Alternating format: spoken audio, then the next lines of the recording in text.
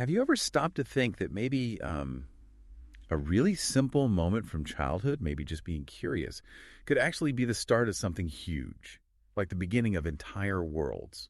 It's a fascinating thought, isn't it? And it's right at the heart of what we're exploring today. C.S. Lewis's The Magician's Nephew. Exactly. This is the story, the origin story, really, of how our world first connected with the land of Narnia. And it's packed with some, well, quite surprising moments and ideas when you dig into it. We know you want to get the key insights efficiently without feeling overwhelmed, so that's our aim today. And this kind of deeper exploration, aiming to spark reflection and critical thinking, it reminds me of Mindful Moments. Oh, yeah, that YouTube channel with the AI book analysis. That's the one. It really encourages you to think about stories on a different level, much like we hope to do here. So The Magician's Nephew, it's more than just a kid's story, right? It gets into some pretty deep themes. Absolutely. Temptation, creation, responsibility, it's all in there. But let's start at the beginning with the main characters. Right, we've got Polly Plummer and Diggory Kirk, two kids, neighbors in London. And this is London, like back in the day. Lewis sets the scene. Sherlock Holmes is still around. Boys in stiff Eton collars. Gives it a real sense of time and place. And they meet, sort of drawn together by circumstance, and discover this secret passage connecting their houses. Through the attics, isn't it? Yes, exactly. And their explorations lead them different ways. Polly has this space she calls her smuggler's cave. Which sounds like fun, but Diggory's side leads somewhere. Wow. Well, more mysterious. His uncle's study. Uncle Andrew. He's a character right from the get-go. Very secretive. Yeah, you get hints something's off. Like Aunt Letty always trying to interrupt him during meals, warning him off certain topics. There's this air of something forbidden around him. And Lewis cleverly weaves in this backstory about a Mrs. LeFay, an old woman, maybe his godmother. She apparently shared Andrew's interest in certain things. And she gives him a box. From Atlantis, supposedly. Yes, containing dust from another world.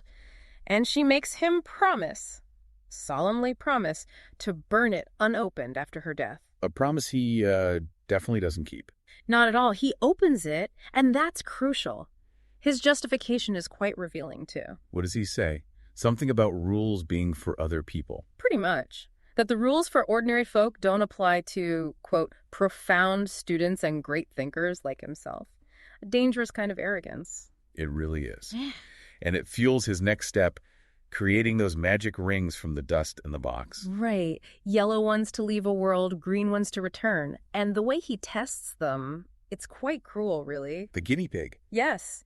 Sends it off with a yellow ring, brings it back with a green. But then his real target is, well, human. He tricks Polly, uses her curiosity against her. Deceptively gets her to touch one of the yellow rings, and poof, she just vanishes. It's terrifying. And poor Diggory is left there, knowing his uncle manipulated the situation. Uncle Andrew basically forces his hand, doesn't he? Gives him another yellow ring and the green one, saying he has to go and fetch Polly back. You see Diggory's sense of responsibility kick in. Even though he's scared, he knows he has to go.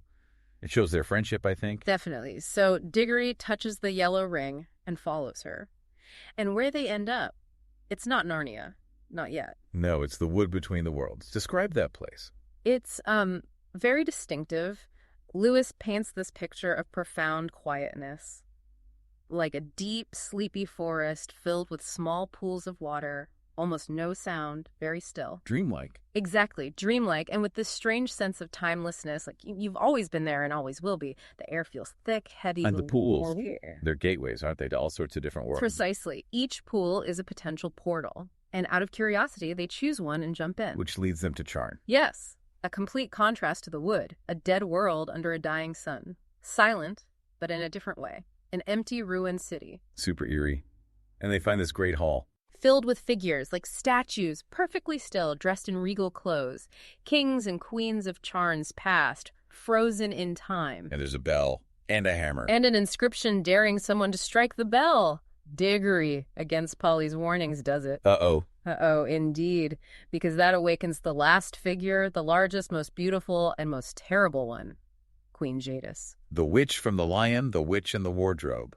This is her origin. This is her, and she is powerful, imperious, instantly commanding. She tells them her story. About a war with her sister and how she ended it using the deplorable word. A single word of immense destructive magic that wiped out all life in Charn except herself. It shows her ruthlessness, her willingness to destroy everything to win. Chilling. And she's not content staying in her dead world, is she? Not a bit. She sees the children, learns about their world, and immediately wants to go there, to conquer it, naturally. So she grabs onto them as they try to escape back to the wood using their rings. And ends up tumbling with them right back into Uncle Andrew's study in London. Imagine Uncle Andrew's shock.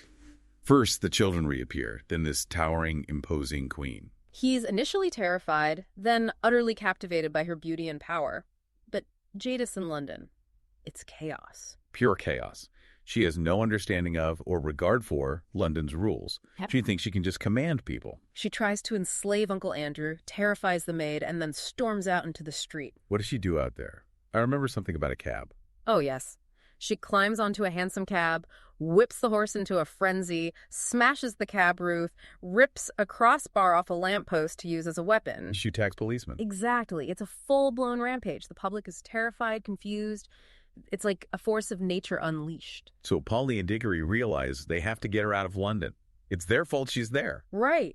Their plan is to grab her and use the rings to pull her back to the wood between the worlds and hopefully leave her there. But it doesn't go quite to plan, does it? No.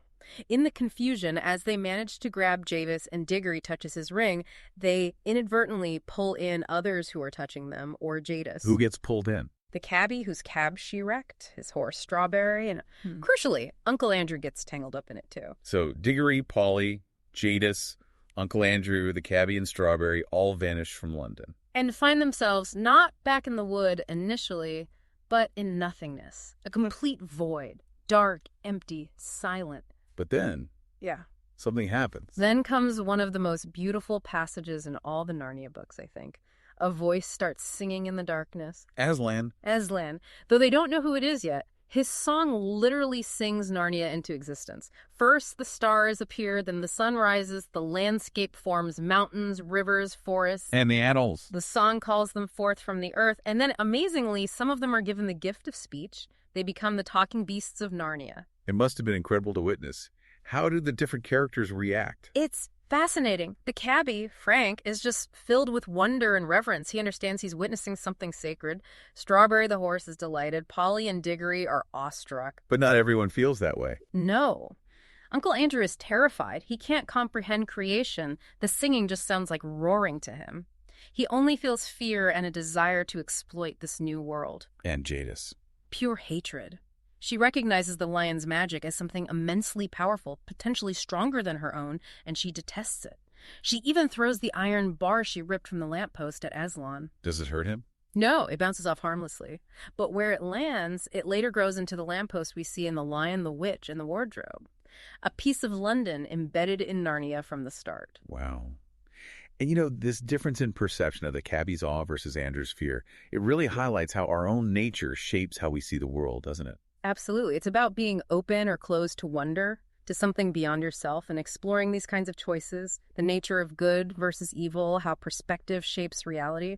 That's something you also see reflected in analysis like on mindful moments and, well, in discussions like ours. It really brings those themes to the forefront. So Narnia is born. What happens to the humans? Aslan speaks to them. He deals with Jadis briefly, who flees.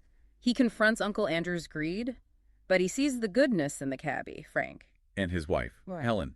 She wasn't there, was she? No, but Aslan, knowing Frank's heart misses her, brings her there directly from London. And he makes them the first king and queen of Narnia, King Frank and Queen Helen. A reward for their simple goodness. Yes. But then the focus shifts back to Diggory. He has this pressing concern. His mother. She's very ill back in London. Gravely ill. And Diggory, seeing Aslan's power, plucks up the courage to ask if Aslan can give him something to heal her. A big ask. How does Aslan respond? He acknowledges Diggory's pain, but explains that Diggory himself brought evil into Narnia Jadis. So Diggory must help protect this new world first. He sends Diggory on a quest. On the horse. Yes, Strawberry is transformed into Fledge, a winged horse. Diggory has to fly far away to a hidden garden on a hill protected by high walls. And retrieve what? A silver apple from a special tree in the center of the garden. So he flies off with Polly, finds the garden. Right. What's it like? Very beautiful, very peaceful. But there are golden gates with a warning inscribed on them. What does the warning say? It basically says to take the fruit for others or not at all. It warns against stealing it for yourself. For those who steal or those who climb my wall shall find their heart's desire and find despair. A clear moral choice. Take for others, not for yourself. Diggory understands this, right? He does. He goes in, picks one apple as instructed, intending to take it back to Aslan, but he's not alone in the garden. Jadis, how did she get there? She'd already been there. She climbed the wall, ignoring the warning, and Diggory finds her there, having already eaten one of the apples. Ah, so she found her heart's desire, immortality, strength, but also despair. Exactly. Eating it selfishly grants her desire, but twists it. She gains immense strength in eternal life, but her face becomes deathly white, signifying a kind of living death cut off from true joy. And she tries to tempt Diggory, doesn't she? Oh, yes. It's the core temptation of the story. She tells him to forget Aslan, to take the apple back to London now for his mother, heal her immediately, maybe even take one for himself, so they could rule together, immortal. That's a powerful temptation. Bah. His sick mother. It's heartbreaking. He desperately wants to heal her. But he remembers the warning, sees what the apple did to Jadis, and somehow finds the strength to refuse. He chooses obedience and selflessness over immediate gratification. A crucial moment. He takes the apple back to Aslan. He does, and Aslan explains the deeper magic. If Diggory had taken the apple to his mother against the command, yes, it might have healed her body, but it wouldn't have brought true joy. They would have looked in each other's eyes and seen only misery, perhaps wishing she had died instead. It speaks to the idea that some healing isn't true healing, and that obeying a higher good matters more than fulfilling immediate desire, even a loving one. That's a really profound point. So what happens with the apple he brought back properly? Aslan tells Diggory to plant it in Narnia, near the river, and from it instantly grows a beautiful tree. A protective tree. Yes. Its scent is so pure and life-giving that Jadis cannot bear to come near it for many, many years. It becomes Narnia's primary defense against her evil, all grown from Diggory's active obedience and fetching the apple for others. So his quest protected Narnia and potentially helps his mother. Well, Aslan then gives Diggory an apple from this new Narnian tree, telling him to take it back to his own world for his mother. Because he acted selflessly, he gets the gift freely. Precisely. So Diggory and Polly, their adventure over, are sent back to London by Aslan, along with Uncle Andrew. Does the apple work? Yes. Diggory gives it to his mother, she eats it, and she recovers fully. It brings true healing and joy this time. That's wonderful.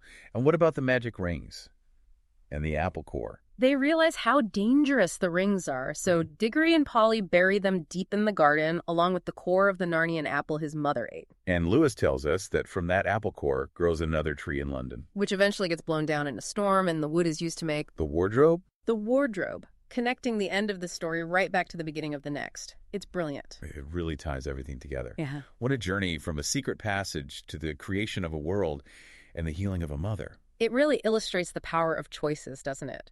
Selfless actions leading to protection and healing, while selfish desire, like Uncle Andrew's or Jadis's, leads to fear or despair. So the big takeaway seems to be about the weight of our choices, even seemingly small ones, and the importance of acting for others, not just ourselves. I think that's right. Understanding that even choices made with good intentions, like wanting to heal someone you love, can have unforeseen negative consequences if they go against a deeper wisdom or moral law. It makes you think, doesn't it? Yeah. Consider the seeds planted in your own ordinary moments. You know, what extraordinary potential might just be waiting there, ready to blossom. A powerful thought to end on. Well, if this exploration has sparked your curiosity, why not subscribe for more discussions like this? And maybe share it with someone else who enjoys a bit of magic and insight.